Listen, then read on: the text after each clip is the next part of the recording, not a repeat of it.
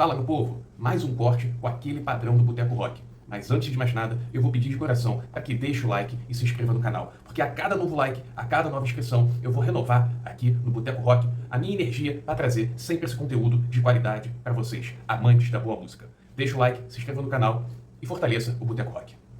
Well, you see, the way that record came about was out of desperation. I had to figure out, because I knew that I was not going to be in the band with Mahavishnu before I made that record. I knew that those were my last months in the band. Yeah. And I knew that I would be on my own, have to try to find a way to work for myself. So, I decided to write some songs. I mean, what do I do? How can I help myself?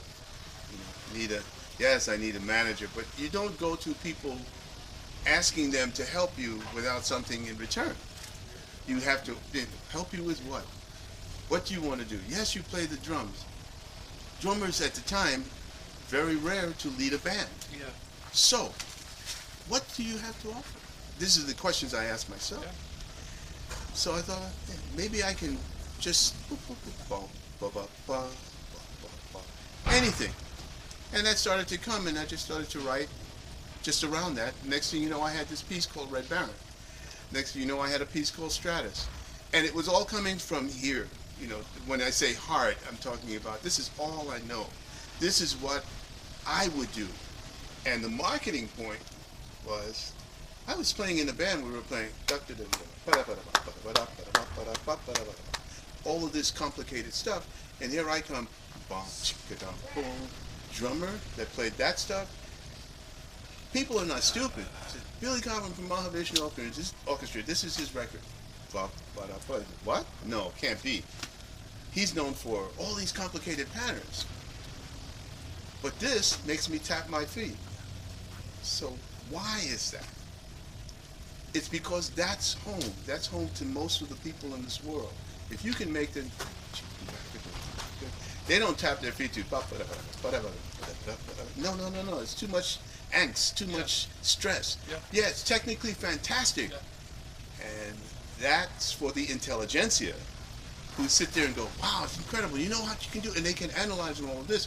But the intelligentsia are in the minority. The majority wants this. So I sold 2 million records. And sometimes in the spectrum, man, it's heavy metal, you know?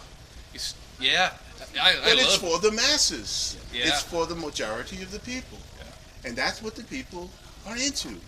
Then and now. You know, so when you hear us playing music that is what I call cerebral, very brainy, brain food, it's fundamentally because that's where we're really thinking. But out of that comes cool LL Cool J, some hip hop, whatever, and they sell a lot of records because that's what the people really want and feel comfortable listening to and working with. Yeah. That's what it's about. Speaking of bowling, this guy who still had much to give to rock and roll, I guess he did not receive the due respect. Do you agree? Oh, no, he didn't receive the respect. The problem with Tommy is just that he wasn't destined to live so long. Yeah. Same thing with Amy Winehouse. Do you understand? And the same thing with Jimi Hendrix. Yeah. 3 people died at the age of 27. Morrison too. Yeah. Jim Morrison. 27. Yeah. Always the age of 27. What is with this number? Yeah, it's very interesting. And you know, you start to go, why such geniuses? And they only live for 27 years, and then I think Robert Johnson too, right? Can be. Yeah. Can be. Many people died at 27 who left a mark.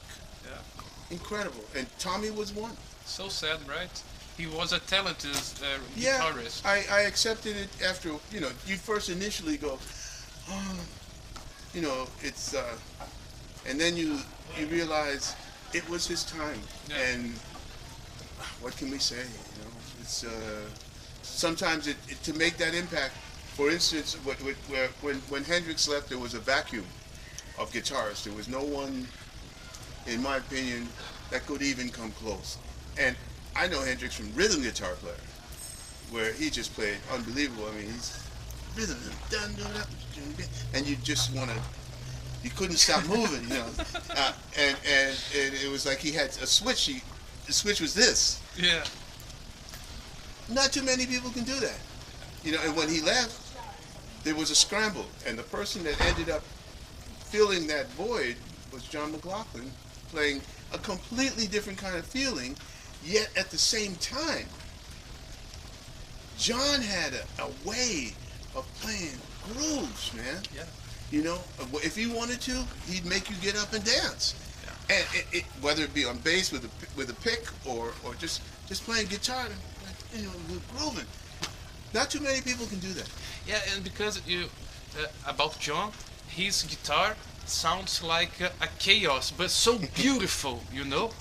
It's beautiful. He's a bit of a genius. Yeah, exactly. Calma. Eu sei que o vídeo acabou, mas eu venho aqui humildemente pedir novamente para deixar o like no vídeo e se inscrever no canal, porque isso é muito, mas é muito importante para que o Boteco Rock siga trazendo sempre um conteúdo de qualidade. Conto com vocês, hein? Saudações!